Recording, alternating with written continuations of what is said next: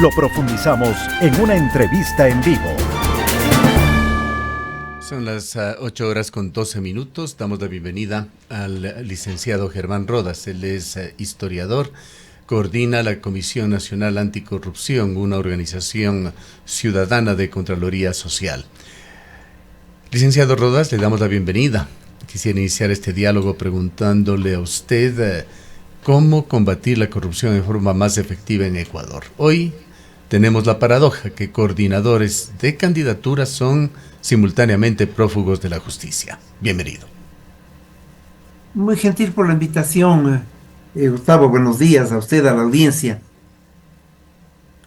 Creo que es indispensable siempre señalarle al país que una de las tragedias es la corruptela, y que una de las necesidades no solo es aquello que podamos hacer como organizaciones de la sociedad civil en términos de combatirla, sino en términos sobre todo de denunciarla, y esa es una tarea de todos los ciudadanos en las diversas esferas en donde nos podemos mover de manera cotidiana.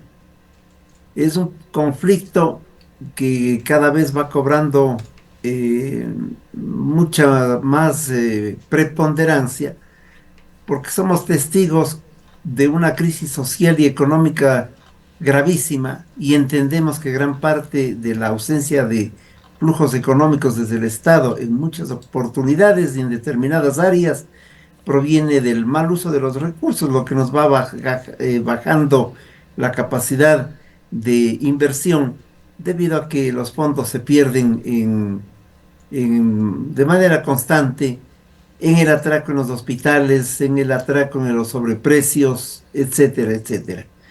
De tal suerte que esta es una tarea que será siempre permanente, que es un fenómeno estructural al que hay que confrontarlo con absoluta voluntad y decisión, y creo que sobre todo en este periodo preelectoral de segunda vuelta es indispensable señalar de manera pública que todavía no hay claridad de cuál podría ser la tarea de las candidaturas para enfrentar este conflicto, porque no se puede hablar solamente de una generalidad como vamos a enfrentar o vamos a luchar contra la corrupción, siendo ese un tema, pero los otros, insisto, son aquellos que ejerce la Contraloría Social, los ciudadanos, y evidentemente el exigir que los organismos del Estado, los que hacen Contraloría desde el Estado, las superintendencias de compañías, de bancos, la propia Contraloría, tengan un ritmo que vaya a la par de los acontecimientos del asalto para que no se pierdan los recursos como ha ocurrido hasta ahora. Doctor Rodas, muy buenos días. Como usted manifiesta, es una tarea pendiente. El combate contra la corrupción es un tema que preocupa y que efectivamente provoca que el país tenga serias limitaciones para crecer, para desarrollarse. No obstante, en esta campaña electoral, tanto para lo que fue la primera vuelta como para lo que será la segunda vuelta electoral, poco o nada se conoce de las propuestas de las organizaciones políticas, de los movimientos sobre el combate a la corrupción. No se habla abiertamente, públicamente, más allá de los insultos y las acusaciones que de lado y lado vemos en las redes sociales. Así es. La primera vuelta electoral omitió todo aquello que significa el trabajo cotidiano que podrían haber propuesto las candidaturas sobre las tareas para confrontar la corruptela. Y no lo hicieron porque evidentemente estamos en un momento tan complejo de la comunicación y de quienes reciben el mensaje, que lo único que genera algarabía y entusiasmo es el TikTok o la comunicación frívola respecto de algunos temas. Allí me parece que hay un desajuste comunicacional fundamental que además perversamente se lo incide como un mecanismo para evadir los temas de fondo. Porque aquello de que los candidatos salgan bailando, saltando o diciendo algún chiste disparatado, que le quita de contenido a determinadas propuestas, y quienes reciben las propuestas están más entusiasmados en la farándula político-electoral. De tal suerte que creo que es indispensable que en el país se generen las condiciones necesarias, quizás ahora ya no hay cómo, para ir exigiendo a los actores políticos el tratamiento de temas fundamentales. El de la lucha anticorrupción, insisto, no es una frase, no es decirnos vamos a enfrentar la corrupción, es el tomar posturas frente a aquellos que han evadido impuestos, es tomar posturas frente a aquellos, como decía el reportaje de hace unos minutos que ustedes lo pasaron, es exigir conductas ágiles y rápidas por parte de la Contraloría, es poner el dedo en la llaga respecto del comportamiento de las superintendencias, pero de fondo es decirle al país lo inadecuado que se constituye que el que un organismo como el Consejo de Participación Ciudadana y Control Social sea el que reparte el pastel de los cargos burocráticos en el Ecuador y que por lo tanto al repartirlos cumplen la acción de operadores políticos y por lo tanto y al mismo tiempo estos operadores y quienes son designados tienen la consigna casi evidente de no actuar en contra de aquellos que han posibilitado con sus votos o con los falsos concursos o con los mecanismos irregulares para llegar a un cargo y desde el cual no hacer nada.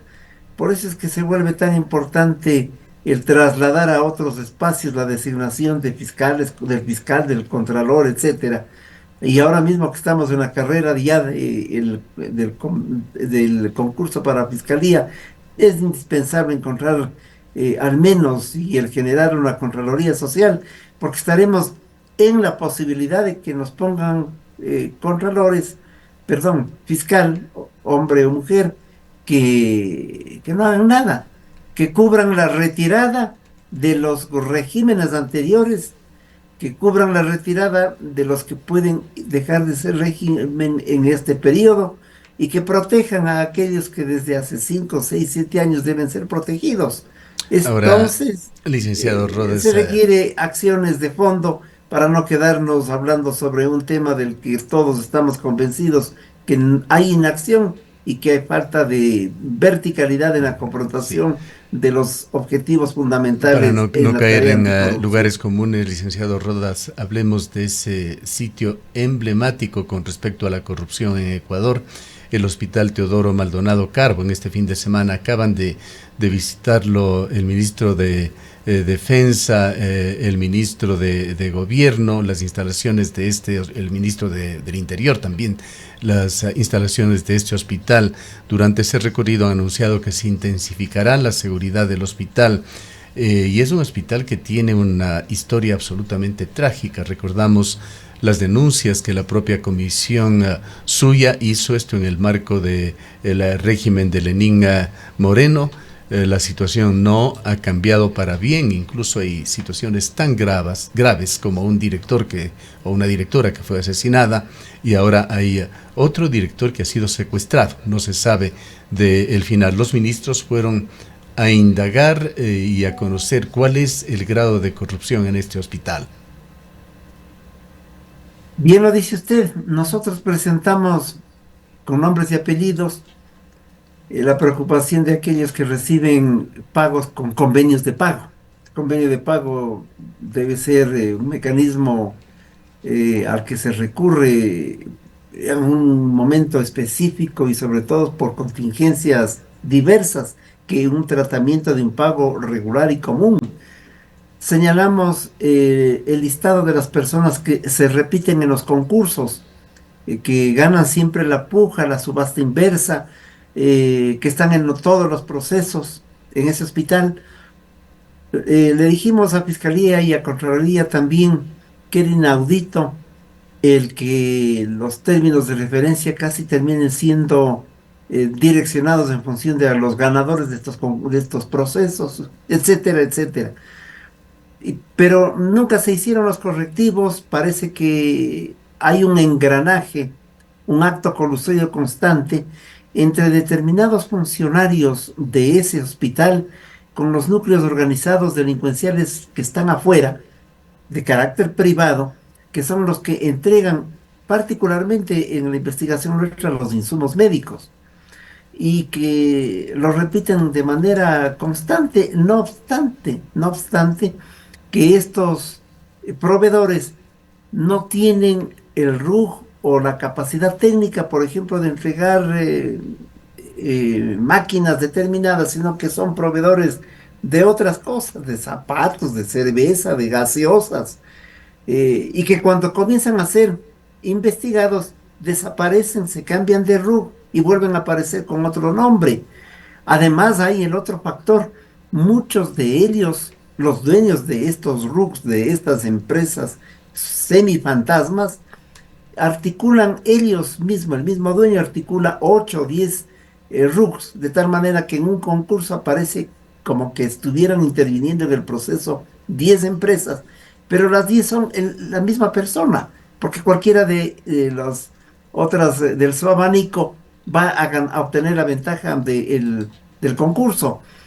Entonces hay elementos que los hemos señalado, indicios muy claros frente a lo cual no se actúa.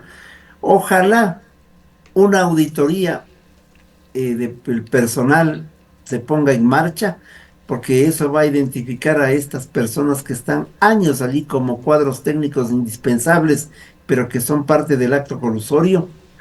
Hay una gran voluntad de médicos y de otros sectores administrativos por ayudar en esta tarea. No es un conflicto que abarca al 100%, desde luego que no. Allí con que tengamos 8 o 10 operadores desde dentro del hospital es suficiente, sobre todo los que trabajan los términos de referencia, sobre todo los que llevan los procesos de cantidades muy elevadas, que son los mismos desde hace muchísimo tiempo atrás.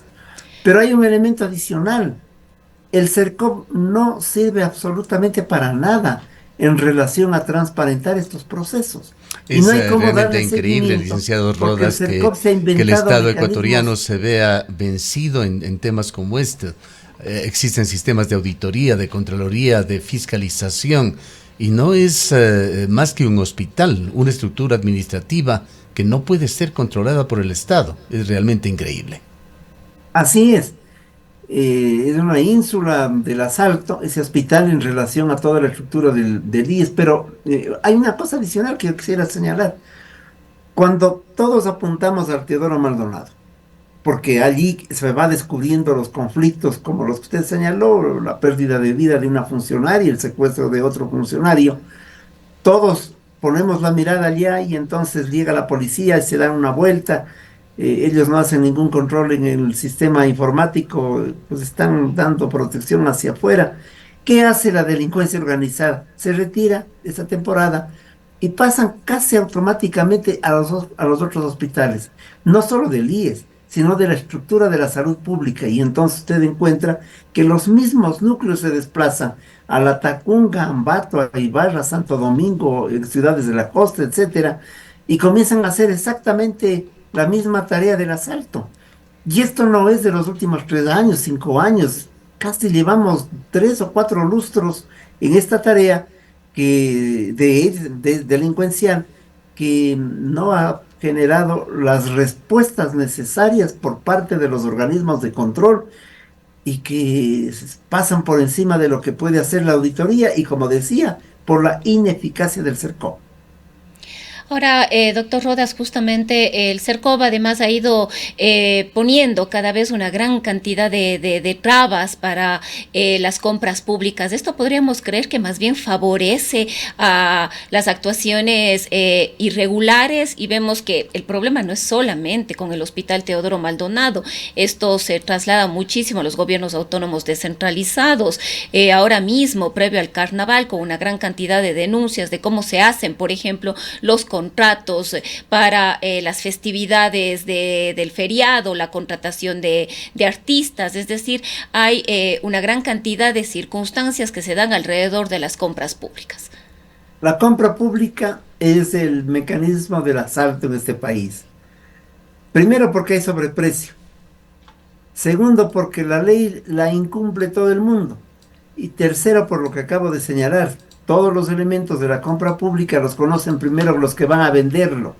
Ellos están más informados que nadie, de tal manera que cumplen aparentemente las formalidades y la distribución del negocio es perfectamente organizada. Esto ha sucedido así en muchas provincias. Nosotros hicimos una denuncia sobre el Hospital Carrasco de Cuenca, que pudimos frenar un negocio absolutamente irregular y a tiempo. Pero como hicimos aquello, en los otros hospitales y también, insisto, de la red de salud pública, lo que hicieron es curarse en sano y actuar con mayor agilidad en negocios similares en el resto del país.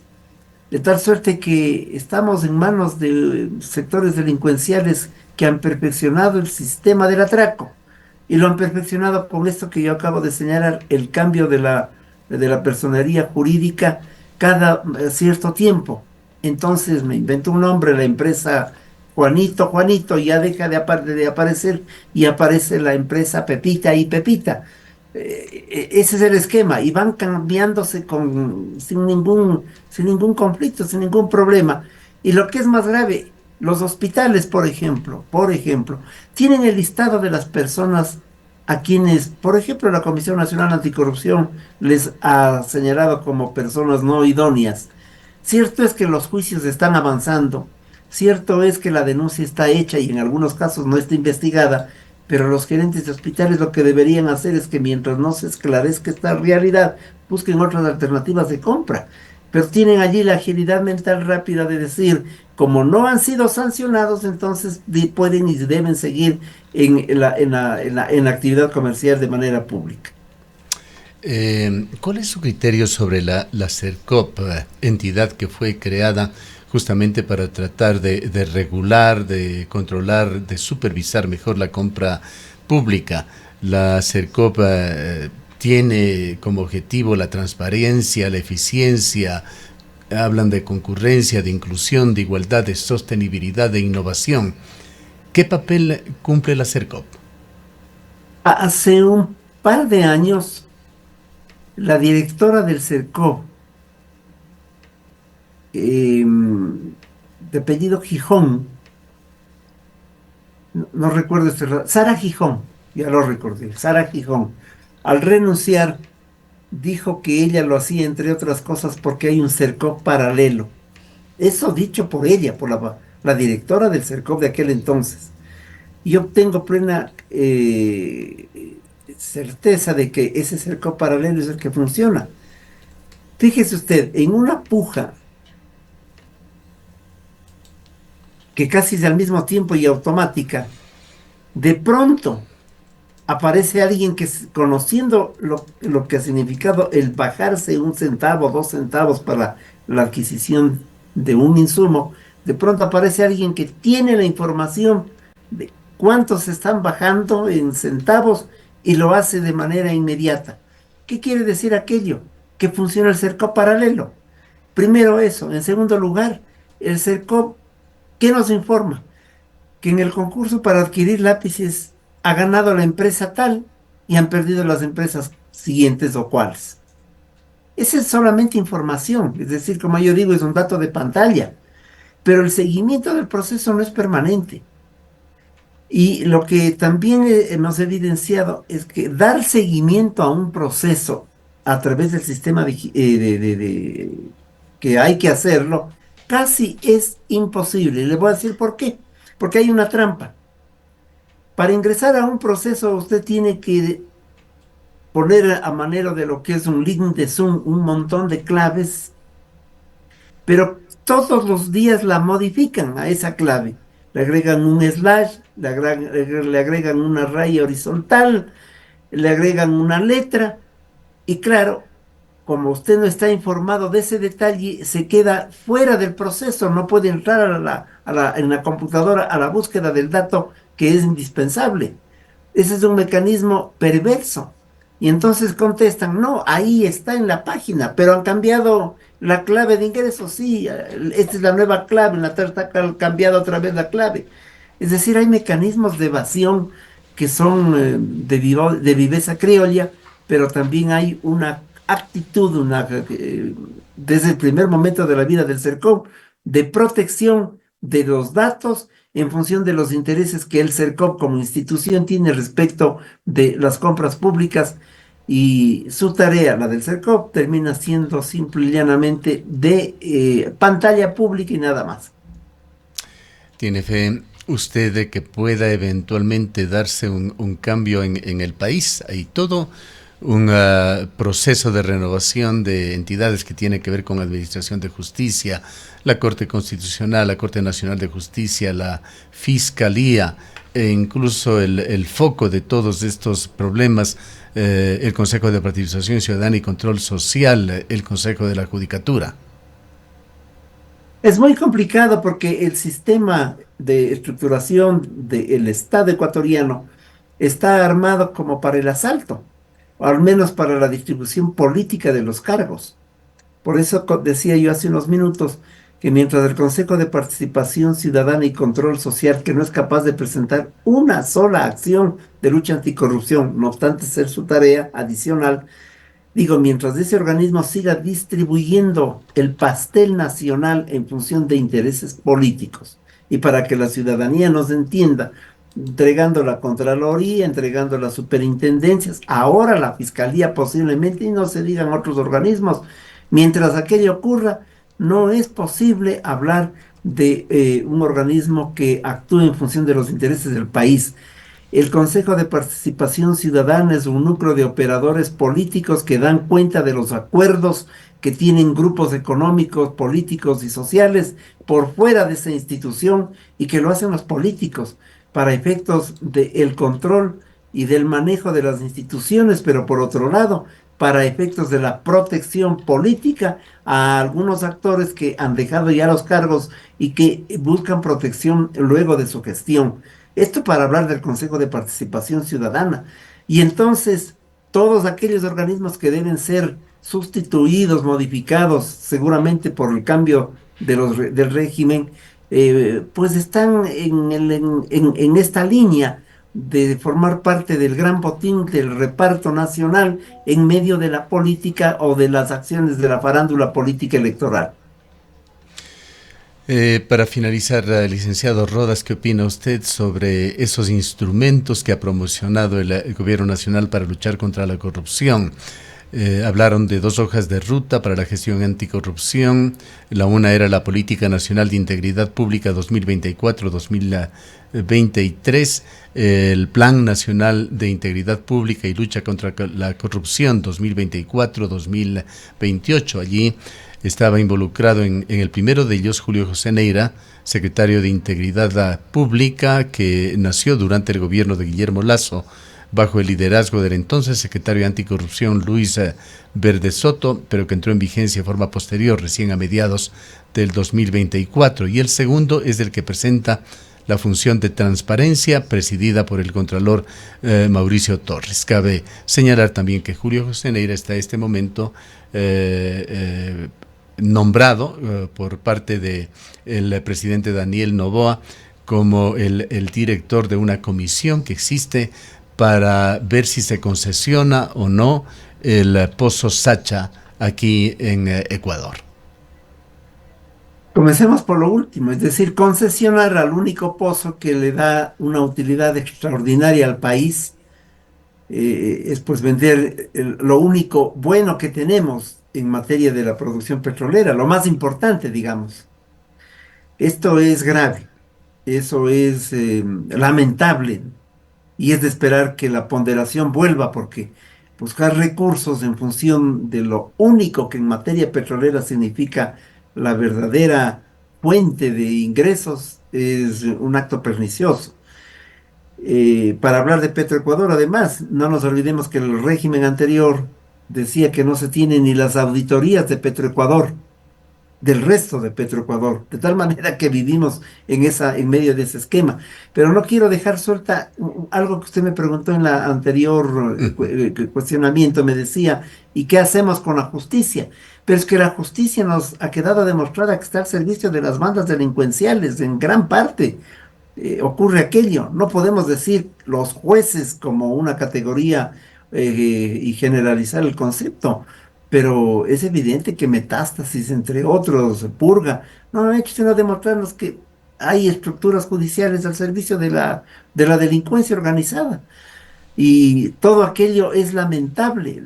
La judicatura no ha sido capaz de concluir concursos porque hace malos concursos, Los hace mal por ineptos, por ineficientes, por incapaces o a propósito para permeabilizar esa justicia con personajes que son de dudosa comportamiento ético. Es decir, el país está a la deriva en la lucha anticorrupción, más allá, como usted decía, del eslogan, del discurso, de la frase, de la promesa político-electoral o de la existencia de organismos, instituciones o de estos instrumentos de acción administrativa que luego de conformarse y de decirnos que van a actuar, nos olvidamos porque más allá de alguna redacción de algún texto de varias páginas, la auténtica acción en contra de la corrupción es nula, absolutamente nula. Y hay temas que nos olvidamos, porque además ese es otro de los problemas en el país. Como hay tantas cosas a diario, nos olvidamos. ¿Se acuerdan ustedes? Yo sí, y yo me imagino que usted igual, pero se acordará la ciudadanía que tuvimos serios problemas en la contratación de la energía eléctrica en medio de los desfases que ocurrieron el año pasado y de la empresa Progen que nunca entregó los motores termoeléctricos. Nos acordamos de aquello. O de Austral que debía traer desde el Líbano otros generadores termoeléctricos. Nos acordaremos de aquello. ¿Quién sigue investigando? ¿Quién sigue averiguando? A Progen le multaron en 900 mil dólares de lo que yo recuerdo. Sí, la multa está allí, habrán cobrado, las otras garantías habrán ejecutado. Allí hay preguntas. No estamos diciendo si se ha hecho o no preguntas, pero ya nos olvidamos fácilmente. ¿Por qué? Porque no hay una continuidad ni desde dentro del poder público y porque a veces también las organizaciones sociales no estamos en la capacidad, sobre todo aquellas que funcionamos sin recursos de nadie, y que hay dificultades para levantar acciones permanentes. Pero a propósito de lo que estoy conversando, nosotros vamos a retomar estas investigaciones porque las denunciamos en su oportunidad, debido a que las tragedias en el país han sido también un elemento para el atraco. Concluyo diciendo, no nos olvidemos que el terremoto de Manabí Esmeraldas permitió el atraco, no nos olvidemos que la pandemia permitió el atraco y no nos olvidemos que allí se vendían fundas de cadáveres con sobreprecios enormes solo para demostrar lo dantesco de la circunstancia, y no olvidemos que también detrás de la tragedia de la carencia de energía eléctrica por las improvisaciones, por los acumulados de incapacidad para enfrentar este fenómeno, un acumulado que viene de años atrás, también provocó los temas como los que referí hace unos minutos. Bien. Le agradecemos por habernos acompañado. Muchísimas gracias a usted, un saludo cordial, buenos días. Declaraciones del licenciado Germán Rodas, historiador, coordinador de la Comisión Ciudadana, Comisión Nacional Anticorrupción. Son las 8:40. Buen día, vecina. ¿Qué hace? Ay, vecina, limpio los sumideros. ¿No se da cuenta que cuando llueve puede inundarse nuestra casa y el barrio? Pero vecina, ¿para